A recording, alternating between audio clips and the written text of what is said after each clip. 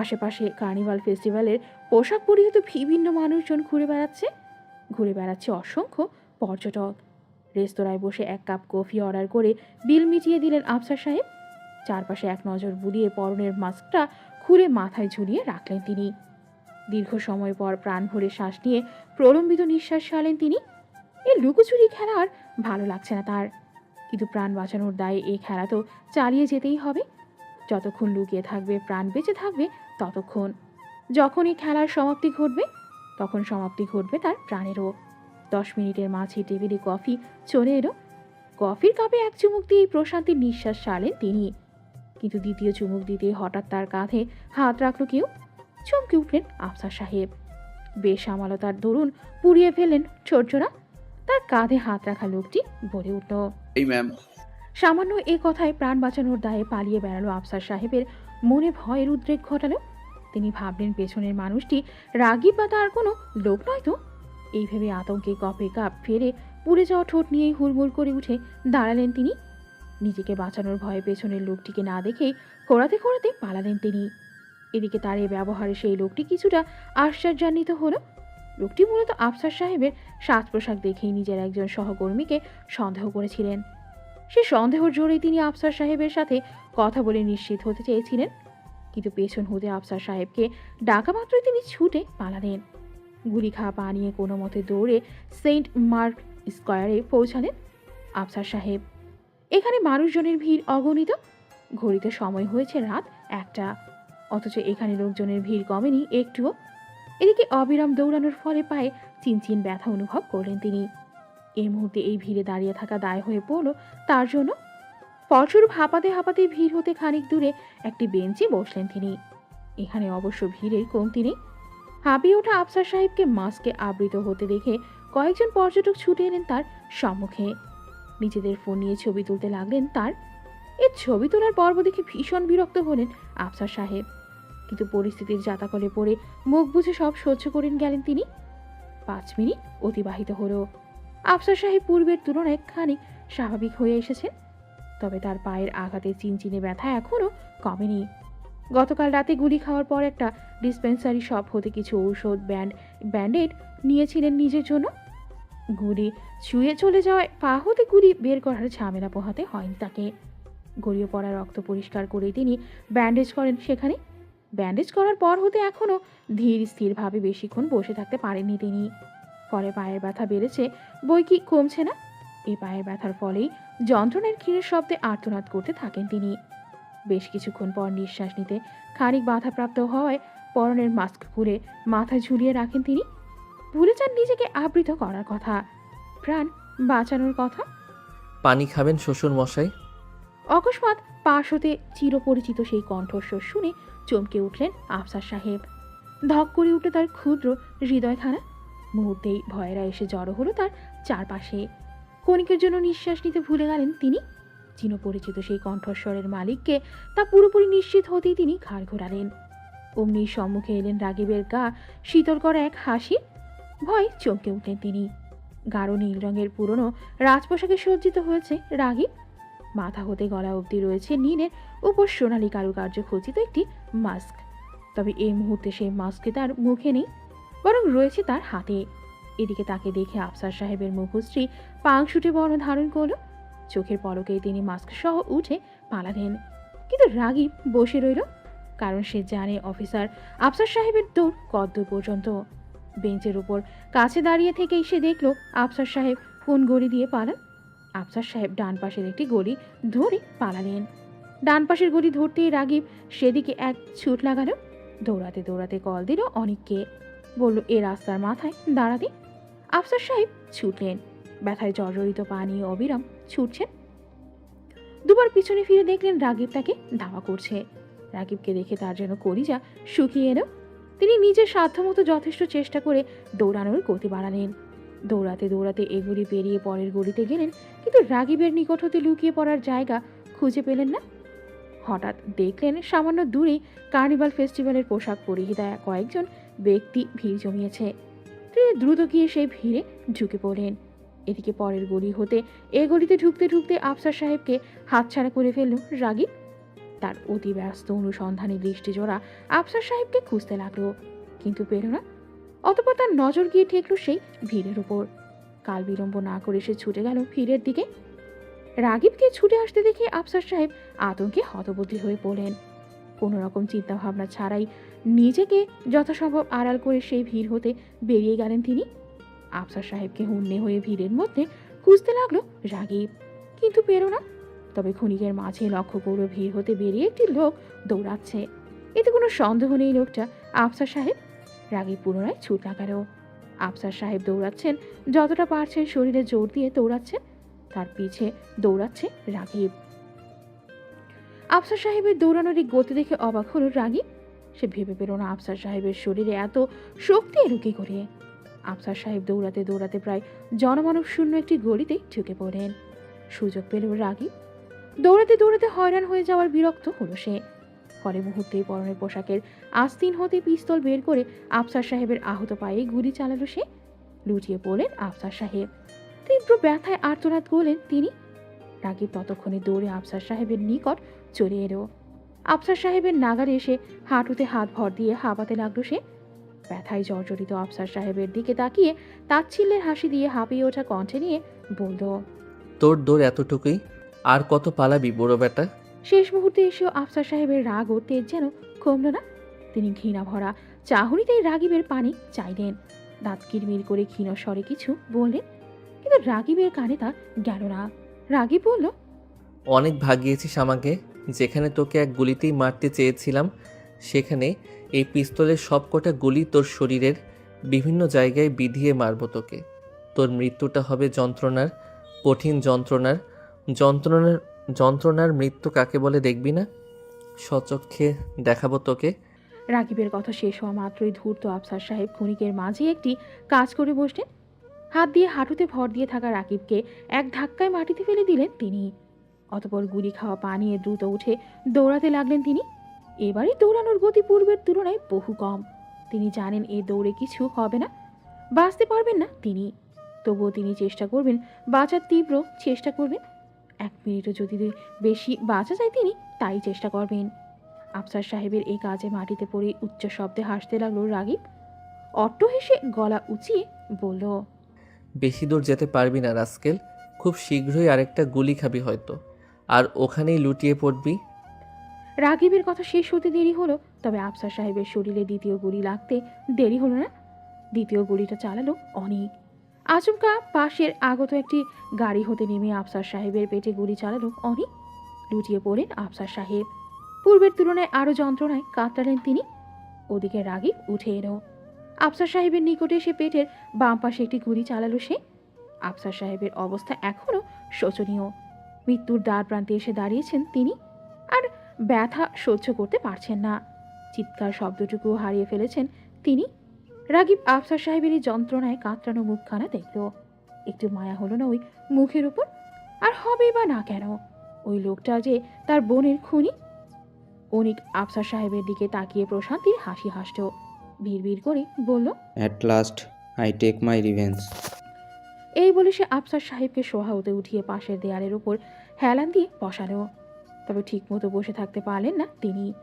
যন্ত্রণায় কাতরাতে কাতরাতে 2 হাত শূন্যে তুলে দুর্বল কণ্ঠে বললেন, আমাকে মাফ করে দাও। এই যত্নকার আর নিয়ে পারছি না। বাঁচতে দাও আমাকে। অনেক যন্ত্রণা হচ্ছে। এই বলতে বলতেই তিনি লক্ষ্য করেন তার সম্মুখে সাদা কালো কার্নিভাল ফেস্টিভ্যালের পোশাকে আচ্ছাদিত একটি ব্যক্তি দাঁড়িয়ে আছে। আগন্তুক ব্যক্তিটির মুখে মাস্কে ঢাকা, পরনে মহিলাদের পোশাক, অর্থাৎ আগন্তুকটি মহিলা। আফসার সাহেব পুরোপুরিভাবে কিছু অনুমান করার পূর্বেই আগন্তুক ব্যক্তিটি তার বরাবর পিস্তল ধরল। মুহূর্তেই তার বুকের ডান পাশে সেই পিস্তল হতে গুলি চালিয়ে ফেললেন আগন্তুক। তীব্র ব্যথায় বুক ঝাঁঝরা হয়ে এলো তার। মৃত্যু পথযাত্রী আফসার সাহেব বিস্ময়ে হতভম্ব হয়ে এলেন। তবে তার বিস্ময়ের মাত্রা আকাশে স্পর্শ করল তখন যখন তিনি মাস্কের আড়ালের আগন্তুককে দেখলেন। তিনি দেখলেন মাস্কের আড়ালে তার কেউ নয় বরং সালমা বেগম, অর্থাৎ সালমা বেগমই গুলিটা চালিয়েছেন। বিস্ময়ে হতবাক আফসার সাহেব তীব্র যন্ত্রণা নিয়ে আমতা আমতা করে বললেন, সালমা তুমি? মৃত্যু পথযাত্রী আফসার সাহেব নিজের চোখকে যেন বিশ্বাস করাতে পারছেন না। জীবনের শেষ মুহূর্তে তিনি এত সত্যের সম্মুখীন হবেন তা ওনার কল্পনাতীত ছিল। তিনি ফ্যালফেল করে চেয়ে আছেন তার সম্মুখে দাঁড়িয়ে থাকা ব্যক্তিটির পানে। তার এই চাহনিতে চেয়ে আছে তীব্র যন্ত্রণা, আর্তনাদ। কিন্তু আফসার সাহেবের এই চাহনি দেখেও না দেখার ভান করে উপেক্ষা করেছে তার সম্মুখে দাঁড়ানো তিনটি মানুষ। আফসার সাহেব যন্ত্রণায় কাতরাতে কাতরাতে ভীষণ দুর্বল গলায় সালমা বেগমকে বললেন, শেষমেশ তুমি আমার উপর গুলি চালালে। সালমা বেগমের গলার কাছে ধীরে ধীরে কান্নার দলা যেন জমতে শুরু করেছে। কিন্তু তিনি নিজেকে যথাসম্ভব সামলানোর চেষ্টা করে শক্ত কণ্ঠে বললেন, আপনি কাজটা এমন করেছিলেন যে আপনাকে না মেরে ফেলা অবধি আমি শান্তিতে থাকতে পারতাম না। তুমি এমন কিছু করবে এটা আমি কখনো ভাবতে পারিনি সালমা। আমিও কখনো ভাবিনি আপনি রেপের মতন জঘন্য কাজ করবেন, তাও আবার নিজের মেয়ের বয়সী একটা মেয়েকে। ছি, আপনার কাজের জন্য এ শাস্তি আপনার প্রাপ্য। আপনি না কোনো একজন ভালো স্বামী হয়ে উঠতে পেরেছেন, না একজন ভালো বাবা হয়ে উঠতে পেরেছেন, আর ভালো মানুষ সে তো দূরের কথা। আফসার সাহেবের ভেতরে সবকিছু যেন মুচড়ে আসছে। তিনি আর কথা বলতে পারলেন না। ঠোঁট নাড়ানোর শক্তিটাও ধীরে ধীরে হারিয়ে বসছেন। চোখের সামনে ধীরে ধীরে সব ঝাপসা দেখতে লাগলেন তিনি। একেই বুঝি মরণ যন্ত্রণা বলে। মৃত্যুর সময় এত কষ্ট হয়। বারবার তার মনে হচ্ছে এই বুঝি শেষ নিঃশ্বাস ত্যাগ করবেন তিনি। তাই তার ক্রমশ দুর্বল স্নায়বিক শক্তি দিয়ে তিনি বহু কষ্টে ঠোঁট নাড়িয়ে ভেঙে ভেঙে কথা বলার চেষ্টা করলেন। শেষবারের মতো সাবিনা আর সাবিত্রীকে দেখতে দাও। আফসার সাহেবের এই আকুতি শুনে অল্প বিস্তর কেঁপে উঠলেন সালমা বেগম। এবার কণ্ঠনালীতে কান্নার দলাগুলো রীতিমতো যুদ্ধ লাগিয়ে দিল। যেন এই বুঝি দু চোখ বেয়ে পড়ে যাবে তারা। আফসার সাহেবের এই আকুতি অগ্রাহ্য করল তিনজনে। রাগে বলে উঠল, সে আশা দুরাশা মিস্টার আফসার সাহেব, কারণ ওদের কেউই এখানে নেই। আর আমি চাইও না ওরা আপনার এই অবস্থা দেখুক। অসহনীয় যন্ত্রণায় আফসার সাহেবের দু চোখ বেয়ে অশ্রু ঝরতে লাগলো। মৃত্যুর একেবারে দ্বার প্রান্তে দাঁড়িয়ে এই প্রথমবারের মতো অনুশোচনা অনুভব করলেন তিনি। কিন্তু ততক্ষণে যে দেরি হয়ে গিয়েছে। রাগে বিলম্ব না করে আফসার সাহেবের বুকের বাম পাশে গুলি করল। সেই গুলি গিয়ে লাগলো আফসার সাহেবের হৃৎপিণ্ড বরাবর। কয়েক সেকেন্ডের মধ্যেই দেহের সকল রক্ত চলাচল বন্ধ হয়ে গেল। মৃত্যুবরণ করলেন তিনি। তবে শেষ মুহূর্তে সাথে নিয়ে গেলেন অসীম অনুশোচনা, পাপের প্রায়শ্চিত্ততা। আফসার সাহেবের শেষ নিঃশ্বাস ত্যাগ হতে দেখে সালমা বেগম আর নিজেকে সামনে রাখতে পারলেন না। ভেঙে পড়লেন তিনি। ফলস্বরূপ হাত হতে পিস্তল ফেলে ধপ করে মাটিতে বসে পড়লেন তিনি। রাগিব এগিয়ে এলো তার দিকে। তার দুবাহু ধরে তাকে সান্ত্বনা দেওয়ার চেষ্টা করল। কিন্তু সালমা বেগম শান্ত হলেন না, উপরন্তু তার কান্নার বেগ বেড়ে গেল। তিনি কাঁদতে কাঁদতেই বললেন, কেন উনি ভালো হলেন না রাগিব? কেন উনি এত খারাপ কাজ করলেন? আর যদি উনি এসব কাজ ছেড়ে আমাদের সাথে সুখী সংসার করত, তবে আমার দ্বারা এ কাজ কখনো হতো না। এই বলে উনি ফুপিয়ে ফুপিয়ে কাঁদতে লাগলেন। কিয়ৎ বাদে পুনরায় বললেন, কিন্তু কি করবো রাগিব বলো? আমার ধৈর্য সহ্য সীমা পেরিয়ে গিয়েছিল। বিয়ের পর থেকে উনার অত্যাচার, অবহেলা, খারাপ কাজগুলো মুখ বুজে সহ্য করে করে এত বছর পার করলাম। আর এই বয়সে হেসে উনার এই কাজ সম্পর্কে শোনা, এটা কখনোই আশা করিনি আমি। হঠাৎ কি হলো কে জানে। তবে উনার প্রতি নতুন পুরাতন সব রাগ জেগে উঠল যেন আমার। কেমন যেন প্রতিশোধ ধপরানা হয়ে উঠলাম আমি। এই বলে সালমা বেগম কান্নায় ভেঙে পড়লেন। তাকে সান্ত্বনা দিল রাগিব ও উনি উভয়েই। হোটেলের বারান্দায় দাঁড়িয়ে প্রশান্ত হৃদয়ে আকাশ দেখছে রাগিব। রাতের স্নিগ্ধ আকাশ দেখতে আজ তার ভীষণ ভালো লাগছে। বহুদিন পর আজ হৃদয়ে হালকা অনুভব করছে সে। এই মুহূর্তে তার মেজাজ ফুরফুরে। আফসার সাহেবের ওপর নিজের বোনের খুনের শোধ তুলতে পেরে আজ সে যেন মুক্ত। তার এই ভালো সময়টাকে আরও উপভোগ্য করে তুলতে সে এক গ্লাস ড্রিঙ্ক নিয়ে বারান্দায় দাঁড়িয়ে পান করতে লাগলো। হঠাৎ সে অনুভব করলো তাকে পেছন থেকে কেউ জড়িয়ে ধরেছে। তার পিঠে মাথা রেখেছে। ক্রমশ তার পিছে দাঁড়িয়ে থাকা ব্যক্তিটির হাত দুটো তার বুকের উপর এসে ভর করল। তার আর বুঝতে বাকি রইল না এ মুহূর্তে সে বাদে আর কে উপস্থিত হয়েছে জমে। রাগিব সাবিহার উপস্থিতি টের পাওয়া মাত্রই পিছন ঘুরে সাবিহাকে জড়িয়ে ধরে। তার এক হাত ড্রিঙ্কসের গ্লাসে, অপর হাত সাবিহার পিঠে। অকল্পনীয়ভাবে সাবিহাকে কাছে পেয়ে রাগিব কিয়ৎক্ষণের জন্য নিজের বাকশক্তি হারিয়ে ফেলে। শুধু খুশিতে বড় বড় নিঃশ্বাস ফেলতে লাগে সে। অতঃপর খানিক বাদেই নিজেকে ধাতস্থ করে সে সাবিহাকে বলল, থ্যাংক ইউ স্নিগ্ধময়ী, থ্যাংক ইউ আমার জীবনে ফিরে আসার জন্য। আমি যে কি খুশি হয়েছি তা ভাষায় প্রকাশ করতে পারছি না। সাবিহা এতক্ষণ নীরবে রাগিবকে জড়িয়ে ধরেছিল, অনুভব করছিল তার ভালোবাসার পুরুষটিকে। এতদিনের দূরত্ব কিছুটা হলেও কমিয়ে আনার চেষ্টা করছিল। রাগিবের কথা শুনে সে মৃদু শব্দে হেসে বলল, তোমার ওভাবে দাঁড়িয়ে থাকাতেই বুঝতে পেরেছি তোমার খুশির মাত্রাটা। দুজন আর কথা বলল না। এভাবেই নীরবে নিভৃতে কেটে গেল কিছু মুহূর্ত। দুজন দুজনকে ওভাবে জড়িয়ে ধরিয়েই কাটিয়ে দিল ভালোবাসায় মোড়ানো কিছু মুহূর্ত। বেশ কিছুক্ষণ পেরিয়ে যাওয়ার পর সাবিহা বলল, একটা রিকোয়েস্ট রাখবে আমার? রাগিব জড়িয়ে ধরেই বলল, একটা না, তোমার 1000টা রিকোয়েস্ট রাখতে রাজি আমি। আমি তোমার সম্পর্কে যা জেনেছি এর বেশি আমাকে জানতে দিও না প্লিজ। তোমাকে আমি যতটুকু চিনি ততটুকুই থাকুক, এর বেশি আমি তোমার সম্পর্কে আর কিছু জানতে চাই না। রাগিব ঈষৎ হাসল, বলল, ঠিক আছে, এই আমিকেই তুমি ভালোবাসো, আড়ালের আমিটাকে না হয় আধারেই ঠেলে দিই তোমার জন্য।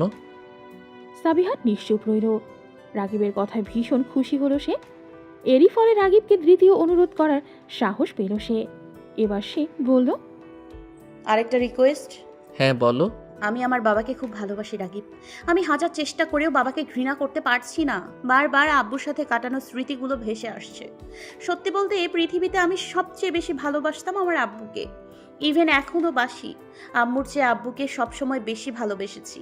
এজন্য কখনোই চাইবো না আব্বুর কোনো ক্ষতি হোক। কিন্তু আব্বু খারাপ কাজ করেছে। খারাপ কাজ বললে ভুল হবে, পাপ করেছে।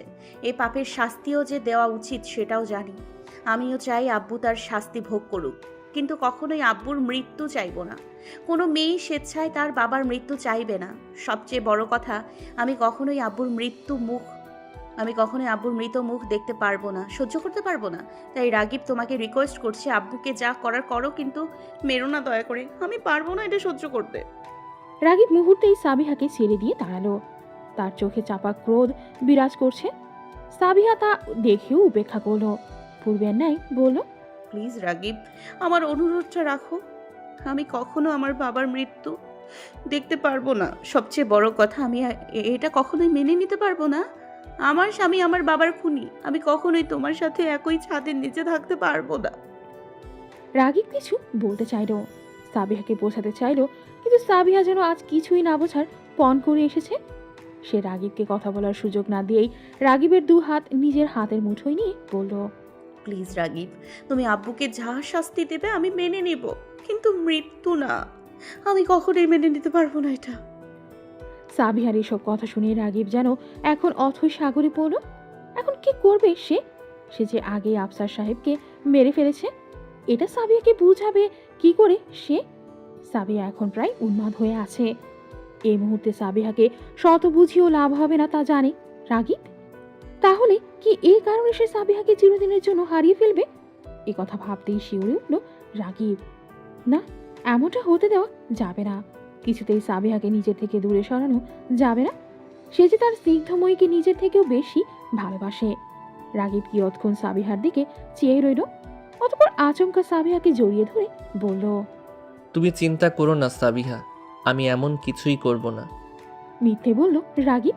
নিজের মাঝে তীব্র সংকোচ ভাব অনুভব করলো, কিন্তু উপলব্ধি করলো সাবিহার স্বস্তি, সাবিহার হাসি। নিজের রুমে সাবিহাকে ঘুম পাড়িয়ে রেখে রাগিব অনিকের রুমে প্রবেশ করলো। অনিকের মুখোমুখি দাঁড়িয়ে হিনহিনে কণ্ঠে বলল, যেভাবেই হোক সাবিহার বাবার মৃত্যু কার অ্যাক্সিডেন্টে হিসেবে দেখবি। কোনোভাবেই যেন সাবিহা জানতে না পারে যে ওর বাবার মৃত্যুর জন্য আমি আর ওর মা দায়ী। কতদিন পরে সাবিহার কাছ থেকে ওর বাবার মৃত্যুর সত্য লুকিয়ে থাকবে? সালমা বেগমের শঙ্কিত গলার প্রশ্ন। রাগিব সালমা বেগমের এই প্রশ্ন শুনে কিয়ৎক্ষণ নত মস্তিষ্কে বসে রইল। খানিক সময় পেরোতেই প্রলম্বিত নিঃশ্বাস ছেড়ে বলল, জানি না, তবে শেষ অবধি চেষ্টা করে যাব, কারণ আমি সাবিহাকে হারাতে চাই না। যে কোনো মূল্যে ওকে আমার কাছে রাখতে চাই। এর জন্য শত মিথ্যের প্রশ্রয় নিতে হলেও আমি দ্বিধাবোধ করব না। রাগিবের কথায় সালমা বেগম দীর্ঘশ্বাস ছাড়লেন। জানলার ধার হতে এসে সোফায় বসলেন। রাগিব তার মুখোমুখি একটি চেয়ারে বসে আছে।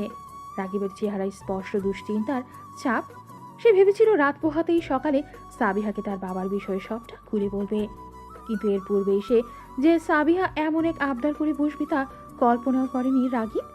ঠোঁটের আগায় দুহাতে তর্জনী আঙুল ঠেকিয়ে ভাবনায় নিমগ্ন রাগিব। তার ভাবনায় ঘুরছে সাবিহা। সালমা বেগম তাই স্পষ্ট বুঝতে পারলেন। তিনি রাগিবকে কোমল গলায় জিজ্ঞেস করেন, সাবিহাকে এত ভালোবাসো? রাগিব জবাব দিল না। সালমা বেগমের দিকে নিষ্পলক চেয়ে বলল, হ্যাঁ, আর আমি একমাত্র জানি ওর প্রতি আমার ভালোবাসার কোনো সীমা নেই।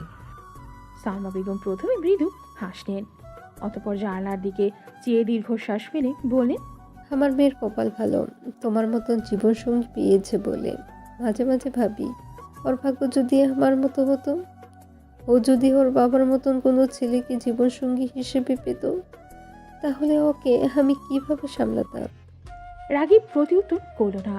সালমা বেগমের দিকে কিয়ৎক্ষণ চেয়ে রইল, অতঃপর অকস্মাৎ প্রশ্ন করে বসল, আপনি যখন নিজ হাতে আপনার স্বামীকে গুলি করলেন তখন আপনার একবারও হাত কাঁপেনি আন্টি? সালমা বেগম ঘাড় ঘুরিয়ে রাকিবের দিকে চাইল। নিষ্পলক চাহনিতে দৃঢ়তার সহিত জবাব দিলেন, না, একটু হাত কাঁপেনি, বরং ওনাকে গুলি মারার পর মনে হচ্ছিল আমার ভেতরকার কোনো বড় বোঝা যেন নেমে গিয়েছে। সাবিহার বাবাকে তুমি জানতে মাত্র কয়েক মাসের জন্য, অথচ ওনার সাথে আমার সম্পর্ক ছিল 25 বছরেরও বেশি সময়। ওই 25 বছর রোজ ওনাকে দেখেছি আমি, ওনার অত্যাচার সহ্য করেছি, ওনার কুকীর্তি জেনেও মুখ বুজে সহ্য করেছি, কিন্তু কিছুই করতে পারিনি, কারণ ওনার বিরুদ্ধে যাওয়ার সাহস ছিল না আমার। আমার পাশে দাঁড়ানোর মতন কেউ ছিল না। আবার সাবিহা আর সাবিতকে নিয়েও খুব চিন্তা হতো, কিন্তু এত বছর পর যখন তুমি এসে ওর বাবার করার ভাবগুলো বর্ণনা দিলে, বিশ্বাস করো আমি নিজেকে কোনো মতেই নিয়ন্ত্রণ করতে পারিনি। হ্যাঁ, ভেতর থেকে ভেঙে চুরমার হয়ে গিয়েছিলাম, কিন্তু মনের কোণায় কখনো তখন প্রতিশোধ নেওয়ার ইচ্ছে জেগে ওঠে। তবে সে সময় ও সুযোগ ছিল না। পরবর্তীতে যখন তুমি আমাকে তোমার প্ল্যানের কথা বললে, তখন আমি বেশ সাহস জুগিয়েই তোমার কথাটা বলি, আর তুমিও রাজি হয়ে যাওয়ায় তখন আমি সাহসটা আরও বেড়ে যায়। অবশ্য সাবিহা যদি ওর বাবার আড়ালে লুকিয়ে আমাকে কখনো শুটিং না শেখাতো, তবে আজ হয়তো আমি ওনাকে মারতে পারতাম না। এই বলে একটি দীর্ঘশ্বাস ফেললেন সালমা বেগম। রাগিব কিঞ্চিত বিস্মিত চাহনিতে সালমা বেগমের দিকে চেয়ে আছে। সে সাবিহার মাকে নিজের মা মনে করে, তবে কখনো ঠিক ওভাবে সম্বোধন করা হয়ে ওঠেনি তাকে। রাগিব জানে মায়েরা কোমল হৃদয় হয়। পৃথিবীর সব ভালোবাসা, মায়া, মমতা তাদের মাঝে সমাহিত থাকে। মায়েরা কখনো খুনি হয় না, মায়েরা কখনো কাউকে হত্যা করতে পারে না। কিন্তু সাবিহার মাকে দেখে তার সে ধারণা বদলে গিয়েছে। সে এখন জানে মায়েরা কঠোর হয়, পরিস্থিতি ভেদে তারা নিজেদের প্রস্তরের ন্যায় দৃঢ় করে তুলতে পারে। মায়েদেরও সহ্য সীমা থাকে, যখন সে সহ্য সীমা অতিক্রম হয়ে যায় তখন তারা প্রতিবাদী হয়ে ওঠে, রক্ষক হয়ে ওঠে। প্রয়োজনে খুন করতেও তাদের হাত কাঁপে না। সালমা বেগমকে বেশ কিছু কথা বলার ছিল রাগিবের, কিন্তু অনিকের কল আসায় তার করা হয়ে ওঠেনি। ফোনে অনিকের কল আসতেই সে উঠে চলে যায়। আফসার সাহেবের বাসা লোকারণ্য, কোথাও যেন তিল ধারণের ঠাঁই নেই। উপস্থিত প্রতিটা মানুষের চেহারা বিষণ্ণপূর্ণ, কারো কারো মুখে আফসোসের বাণী। প্রত্যেকেই আফসার সাহেবের মৃত্যু নিয়ে হাউতাশ করছেন। আজ সকালে আফসার সাহেবের লাশ পাওয়া গিয়েছে, তবে লাশটা অক্ষত নেই, গলে পচে মাটিতে মিশে যাওয়ার জোগাড় হয়ে এসেছে। চেহারা দেখে বোঝার উপায় নেই এটা কার লাশ। 3 দিন পর গতকাল রাতে স্থানীয় পুলিশ স্টেশন থেকে সাবিহার ফোনে কল আসে যে তার বাবার লাশ পাওয়া গিয়েছে। সে খবর প্রথমে বিশ্বাস করতে চায়নি, এই জন্য রাগিবকে নিয়ে পুলিশ স্টেশনে ছুটে চলে গিয়েছে। সেখানে থেকে গিয়েছে মর্গে রাখা আফসার সাহেবের লাশ দেখে কিছুতেই বোঝার উপায় ছিল না যে এটি তারই লাশ। সাবিহাটি বিশ্বাস করতে চায়নি। শেষমেশ ডিএনএ স্যাম্পল মিলিয়ে সে নিশ্চিত হয়েছে আফসার সাহেবের লাশ এতটাই পচে গিয়েছিল যে তার শরীরে গুলিবিদ্ধ স্থানগুলো এক দেখায় শনাক্ত করা যায়নি। অবশ্য এমনটাই চেয়েছিল রাগিব। পুলিশদের সাহায্যে সে আফসার সাহেবের খুনকে অ্যাক্সিডেন্টের রূপ দিয়েছে। সবাইকে দেখিয়েছে সেদিন রাতে বাসা হতে বেরিয়ে একটি বাড়ি গিয়ে মদ্যপান করে মাতাল হয়ে গাড়ি চালাচ্ছিলেন তিনি। অতঃপর শুনশান একটি সড়কে গাছের সাথে বাড়ি খেয়ে গাড়িসহ পরিত্যক্ত একটি খালে পড়ে যান তিনি। পোস্টমর্টমের এই রিপোর্টটাও খুব সহজে বিশ্বাস করে নেয় সাবিহা। সে জানতো তার বাবা নিখোঁজ এবং সে চেয়েছিল তার বাবা নিখোঁজই থাকুক। অন্তত তার ধরাছোঁয়ার বাইরে যেন থাকে তার বাবা, এমনটাই চাওয়া ছিল তার। কারণ আফসার সাহেবকে দেখলেই সাবিহার পুরনো কথাগুলো মনে পড়ে যাবে, তার প্রতি ঘৃণা জন্মাবে, যা সে চায় না। এজন্যই সাবিহা এমনটা চেয়েছিল। কিন্তু সে জানতো না তার বাবা এভাবে মারা যাবে, এভাবে তাকে ছেড়ে চলে যাবে। আফসার সাহেবের লাশ নিয়ে যাওয়া হলো সাবিহা নির্বাক। সে হতভম্বের ন্যায় বসে আছে। তার চোখ দিয়ে এক ফোঁটা অশ্রু ঝরছে না, কিন্তু ছোট সাবির কাঁদছে। বাদ ভাঙা মর্ম যন্ত্রণায় কাঁদছে সে। এভাবে কাঁদতে কাঁদতেই সে সবার সাথে আফসার সাহেবের লাশ নিয়ে কবরস্থানের দিকে গেল। এদিকে সালমা বেগম নিজের রুমের জানালার ধার ঘেঁষে দাঁড়িয়ে আছে। তার দৃষ্টি স্থির, শান্ত, মনের মাঝে নেই কোনো অস্থিরতা, নেই কোনো অপরাধবোধ, আছে যেন শুধুই শান্তি। নিজ স্বামীকে নিজ হাতে খুন করে তিনি চিন্তিত নন, বরং এই কয়েকদিন ফুলফুলি মেজাজ নিয়ে আছেন তিনি। আফসার সাহেবের শেষ দর্শন করেননি সালমা বেগম। রুম হতে শুধু স্বামীর কফিনটাই দেখেছেন তিনি। এর মধ্যে কারোর সামনেই আসেননি তিনি, কারণ তিনি লোকেদের সামনে দুঃখী হওয়ার ভান করতে চাননি, মিথ্যে অশ্রু ঝরাতে চাননি। আর কার জন্যই বা অশ্রু ঝরাবেন তিনি? ওই কলুষিত হৃদয়ের পাপীর জন্য? না, আর ভান করা সম্ভব নয়। এখন হতে তিনি মুক্ত, সকলের সামনে মিথ্যায় হাসি মুখে নিয়ে চলে হতে তিনি মুক্ত। এখন তিনি মন থেকে হাসবেন, হৃদয় খুলে হাসবেন। আজ হতে তিনি মিথ্যে বন্ধন হতে মুক্ত। কেটে গিয়েছে 2 মাস, সাবিহার জীবনে বদলে গিয়েছে অনেক কিছুই। এখন সে সুস্থ, স্বাভাবিক। অথচ গত 1 মাস পূর্বে সে মানসিকভাবেই পুরোপুরি স্থির ছিল না। আফসার সাহেবের মৃত্যু তাকে ভেতরে থেকে বেশ দুর্বল করে দিয়েছিল। সেই 1 মাস সাবিহা কারোর সাথেই ঠিকঠাক কথা বলেনি। প্রয়োজন ছাড়া একটি কথাও তার মুখ হতে বের হয়নি। তার এই অবস্থার উন্নতি ঘটেছে রাগিবের জন্য। এই সংকটপূর্ণ পরিস্থিতিতে সে সাবিহার মনোবল বাড়িয়েছে, সাবিহাকে সাধ্যমতো সময় দিয়েছে। তারই এই আচরণে সাবিহা পূর্বের মতো জীবন ফিরে পেয়েছে, নিজেকে বানিয়েছে পুরনো সেই সত্তার ন্যায় মজবুত ও গাঢ়। গত 2 দিন হলো রাগিব ও সাবিহা সিসিলি এসেছে। রাগিব চেয়েছিল আর 1 বছর পর সাবিহার সেমিস্টার শেষ হলে সে সাবিহাকে নিয়েই সিসিলিতে স্থায়ী হয়ে যাবে। এর পূর্বে সে সাবিহাকে সিসিলি আনতে চায়নি, কিন্তু সাবিহার জোরাজোরিতেই এক প্রকার বাধ্য হয়ে সে সাবিহাকে নিয়ে সিসিলি ঘুরতে চলে আসে। আপাতত তারা সিসিলিতে রাগিবের বাংলোতে অবস্থান করছে। রাজীব সাহেবের রুমের রকিং চেয়ারে বসে আছে সাবিহা। তাতে প্রাইড অ্যান্ড প্রিজাস্টিস বই, গভীর মনোযোগ সহকারে বই পড়ছে সে। সিসিলিতে আসার পর হতে রাগিব বাইরে গেলেই সাবিহা রাজীব সাহেবের রুমে বসে সময় কাটায়। নির্বাক রাজীব সাহেবের সাথে কথা বলে, যদিও সেসব কথার প্রত্যুত্তর সে পায় না, কিন্তু কথা বলে। রাজীব সাহেবের মাঝে নিজের প্রয়াত বাবার ছবি দেখতে পায় সাবিহা। এজন্যই বোধহয় আরো বেশি সময় এই রুমে ব্যয় করে সে। সাবিহার গভীর মনোযোগের ব্যাঘাত ঘটে রুমের বাইরে চলমান কিছু শব্দের কারণে। এই ব্যাপারে রুমের বাইরে থাকা গার্ডদের সাথে কথা বলতে চেয়ার ছেড়ে উঠতে নিলেই ঘটল এক আকস্মিক ঘটনা। ঝড়ের বেগের ন্যায় গার্ডের পোশাক পরিহিত 2 লোক ঢুকল রুমে। তাদের হাতে পিস্তল, সাদা শার্ট রক্তে রঞ্জিত। দরজা খুলেই অবিলম্বে তারা গুলি চালালো রুমের এদিক ওদিক। প্রথমে সিসিটিভি ক্যামেরা, রুমের লাইট, অতঃপর দামি দামি কিছু বাস ভেঙে চুরমার হলো। এখন রুম প্রায় অন্ধকারে ঢাকা। আলো বলতে বাইরে আবছায়া দিনের আলো প্রবেশ করছে রুমে। সে আলোতেই সাবিহা দেখতে পেল গার্ড দুটোর হিংস্র চেহারা। এদিকে ঘটনার আকস্মিকতায় কিয়ৎক্ষণের জন্য কিংকর্তব্য বিমূঢ় হয়ে পড়ল সাবিহা। অতঃপর তার টনক নড়ল যখন গার্ড দুজনের একজন রাজীব সাহেবের দিকে এবং অপরজন তার দিকে পিস্তল তাক করল। কিন্তু সে পিস্তলের ট্রিগার দাবানোর পূর্বে সাবিহা তড়িতে হাতের বইটি প্রথম গার্ডের কবজি বরাবর ছুঁড়ে মারল। অতঃপর তার হাতের পিস্তলটি গিয়ে মেঝেতে পড়ল। এরই মাঝে দ্বিতীয় গার্ডটি সাবিহার উপর গুলি চালাতে উদ্যত হলো। কিন্তু সাবিহা তড়িৎ গতিতে এগিয়ে গিয়ে পা উঁচিয়ে গার্ডের হাত হতে পিস্তল ফেলে দিল। অতঃপর নিজের ক্যারাটের টেকনিক খাটিয়ে গার্ড দুটোকে কোনো মতে ধরাশায়ী করল। তবে গার্ড দুটো কম কেসে সাবিহার ক্যারাটে প্রয়োগ দেখে নিজেরাও সাবিহার উপর হামলা করল। দুটো ছেলের সাথে এক হাতে পেরে উঠতে পারছে না সাবিহা। বিভিন্ন কৌশল খাটিয়ে নিমিষের জন্য গার্ডদের হতবুদ্ধি করলেও পরবর্তীতে তারা ঠিকই তাকে মারতে পেরেছে। সে প্রাণপণ চেষ্টা করেছে যেন গার্ড দুটোর হাতে কোনো মতেই পিস্তলগুলো পুনরায় না আসে। গার্ডগুলো সর্বোচ্চ চেষ্টা করছে নিজেদের উদ্দেশ্য হাসিলের জন্য। এভাবেই 2 মিনিটের মাথায় বাড়ির বাইরে হতে বেশ কয়েকজন গার্ড দ্রুত রাজীব সাহেবের রুমে প্রবেশ করল। মুহূর্তে নিজেদের সম্মিলিত শক্তি দিয়ে তারা লেবাসধারী গার্ড দুটোকে পুরোপুরি ধরাশায়ী করে ফেলল। তার মধ্যে একজন গার্ড জরুরি কণ্ঠে সাবিহাকে জিজ্ঞেস করল, ম্যাম আপনি ঠিক আছেন? কিছু সময়ের জন্য চলা মারপিটের দরুন সাবিহার শরীরের বেশ কটা জায়গায় আঘাত পেয়েছে। সেসব জায়গায় এই মুহূর্তে চিনচিনে ব্যথা অনুভব হচ্ছে। তা সত্ত্বেও সে গার্ডটিকে মিথ্যে বলল। আমি ঠিক আছি, আর বাবারও কিছু হয়নি। গার্ডটি স্বস্তি নিঃশ্বাস ফেলল, বলল, রাগিব স্যার ও অনিক স্যার যে কোনো মুহূর্তে চলে আসবেন। আপনি আপনার রুমে গিয়ে রেস্ট নিন ম্যাম।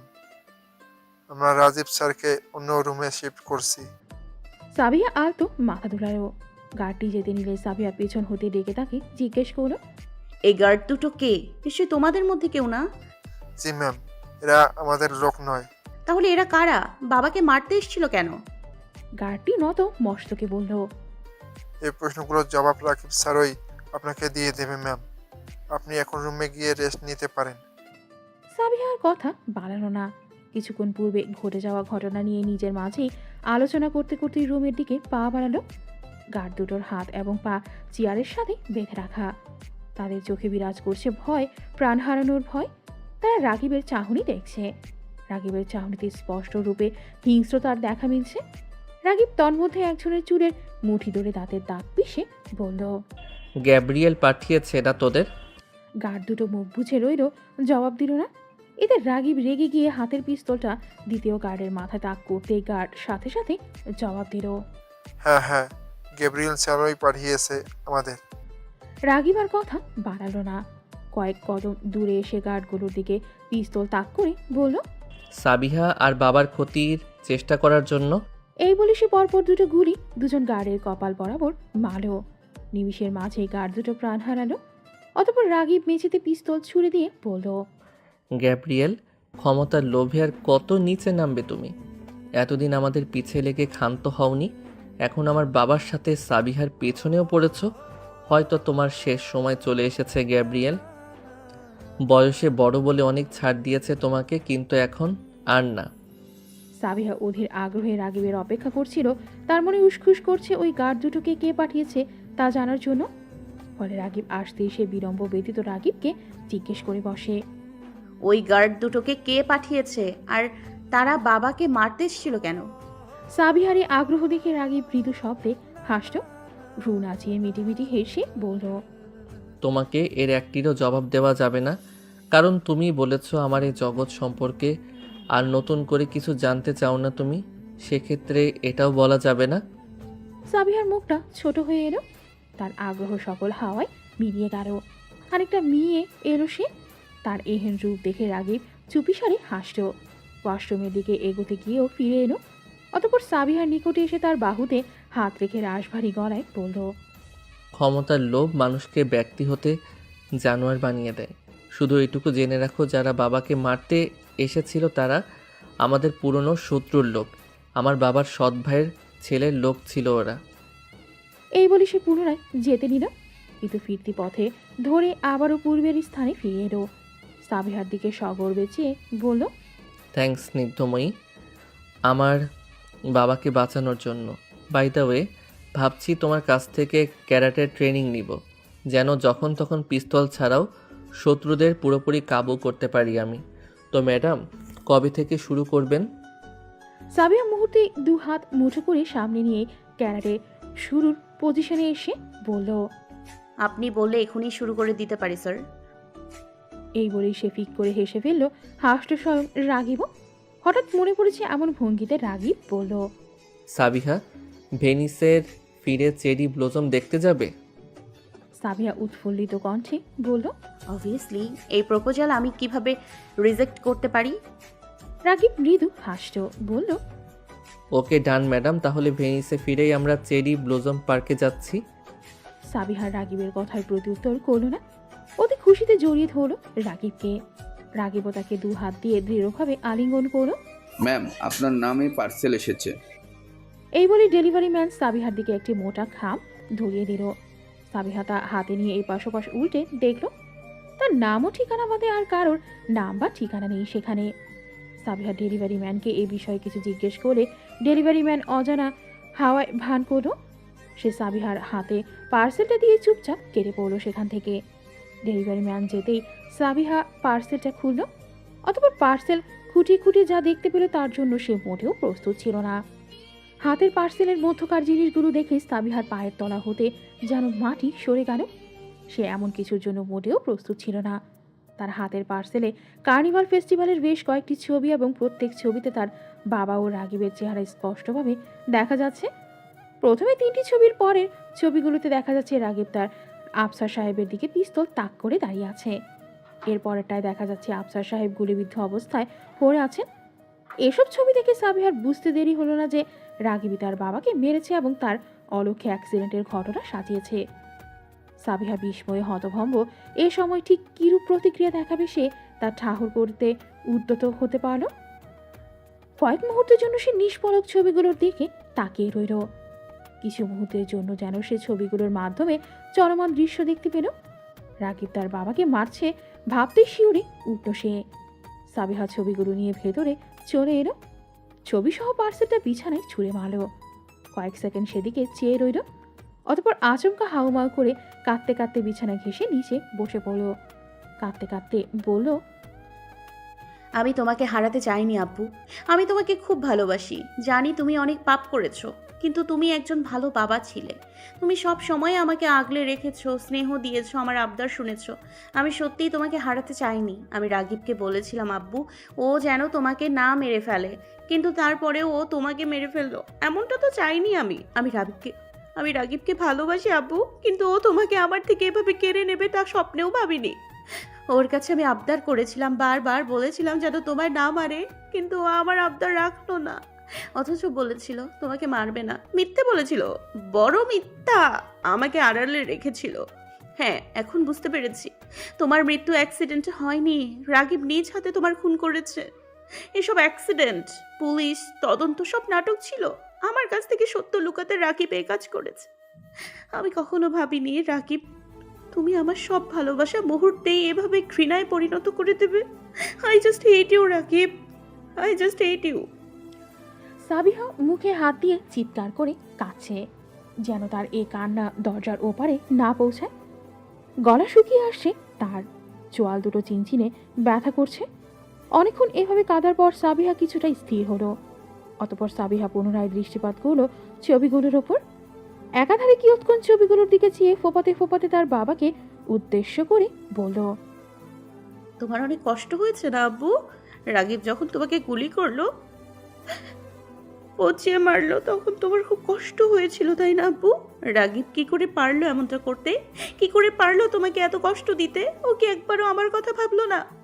ও এতটা নিষ্ঠুর হলো কি করে? ও ভুলেই গিয়েছিলাম ও একজন মাফিয়া।